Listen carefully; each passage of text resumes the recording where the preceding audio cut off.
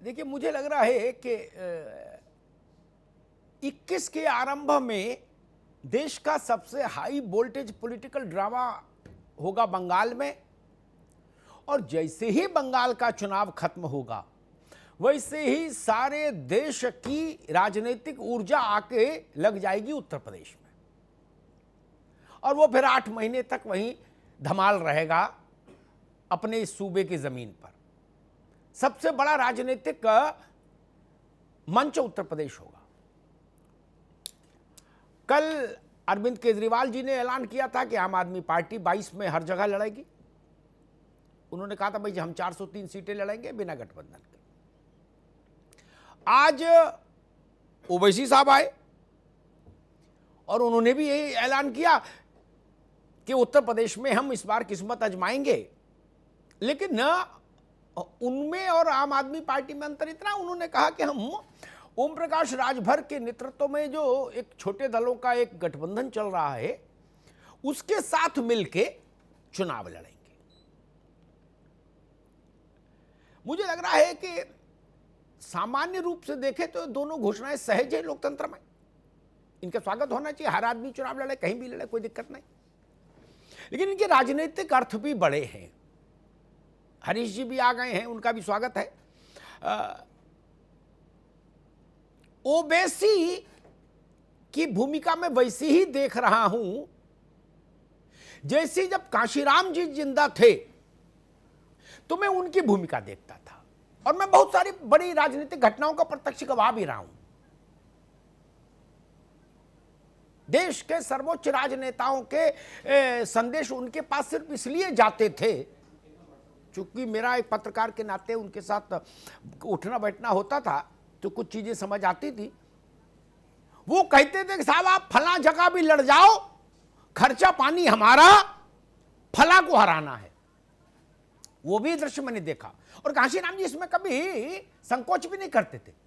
वो कहते थे हराने का काम भी तो बड़ा काम है। हां, था वो दृश्य। भारतीय जनता पार्टी अगर ये दो घोषणाएं नहीं हुई होती तो भाजपा कांग्रेस, सपा और बसपा से लड़ती मूल रूप से। इन दो घोषणाओं से अब 5 मैदान में आ गए खिलाड़ी। इस खेल को जरा ऐसे भी समझा जा सकता है। चुनाव में इन पांचों लोगों ने, इन पांचों पार्टियों ने, गठबंधनों ने 10-10 हजार वोट, हाइपोथेटिकल बात कह रहा हूं, काल्पनिक, 10-10 हजार वोट पाए और बीजेपी ने पाया 10,001, तो बीजेपी जीत गई। जितना ज्यादा वोट में बंटवारा उतना सबसे बड़ी पार्टी को फायदा। ये यूनिवर्सल पॉलिटिकल रूल है विश्व भर में।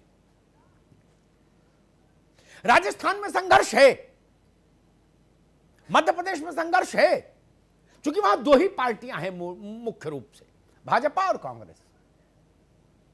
लेकिन उत्तर प्रदेश में तो भगवान का आशीर्वाद था, 3-4 पहले से थी, 2 और आ गए। तो ये 5 मिलके अगर 50,000 वोट भी पाए तो भी बीजेपी 10,001 वोट पाकर जीत जाएगी। ये भी एक विषय है। और जो लोग ये कहते हैं कि ओवैसी साहब की पार्टी 17 में भी चुनाव लड़ी थी तमाम सीटों पर और वो खाता नहीं खोल पाई, मुझे लगता है उनको राजनीतिक समझ कम है। मैं उत्तर प्रदेश का एक उदाहरण देता हूं। हरीश जी उसके गवाह हैं। जिस पार्टी में वो है वही पार्टी से उस वक्त प्रभावित हुई थी, वो मेरी बात से सहमति जताएंगे। कल्याण सिंह जी जब भारतीय जनता पार्टी से अलग हुए तो उन्होंने एक पार्टी बनाई, राष्ट्रीय जनतांत्रिक पार्टी। उस पार्टी से उन्होंने प्रदेश भर में उम्मीदवार खड़े कर दिए। जीते तो 4 ही, 2 उनके परिवार के और 2 और। लेकिन हरीश जी आज आपको बता रहा हूं, हमने और गोविंदाचार्य तब आपके राष्ट्रीय संगठन महामंत्री थे, मैंने और गोविंदाचार्य जी ने बीजेपी ऑफिस में उनके कमरे में बैठकर एक गणित लगाया उसके एक एक सीट का, तो 73 सीटें कल्याण सिंह की पार्टी ने भाजपा को हरा दी थी। क्या वो जीते तो 4, लेकिन आपको 73 सीटों पर हरा दिया था। जहां आप 1700 से हारे वहां कल्याण सिंह की पार्टी को 1800 वोट मिला। इसलिए चुनाव में इस ढंग से भी देखना चाहिए हर नैया हाट को।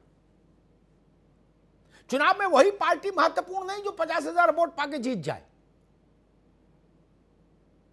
आपके जनाधार वाले वोट में से कुछ भी वोट कोई काट ले जाएगा तो आपको कमजोर कर देगा। इस पैमाने पर भी ओवैसी साहब की एंट्री को देखा जाना चाहिए, क्योंकि हमारे दोस्त ओम प्रकाश राजभर का जो मोर्चा है उसमें अब एक हाई वोल्टेज करंट तो आ ही गया।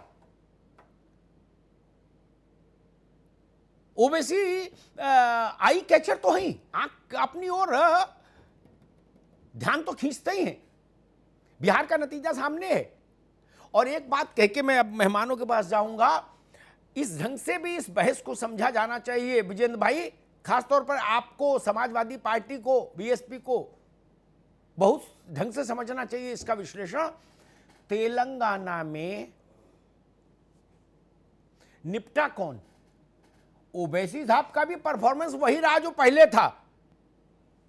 निपट गए चंद्रशेखर राव की पार्टी टीआरएस, निपट गई ना। बीजेपी वर्सेस ओवैसी हुआ और टीआरएस निपट गई। इस दृष्टि से भी देखिए कभी कभी ऐसा भी निपटान हो जाता है।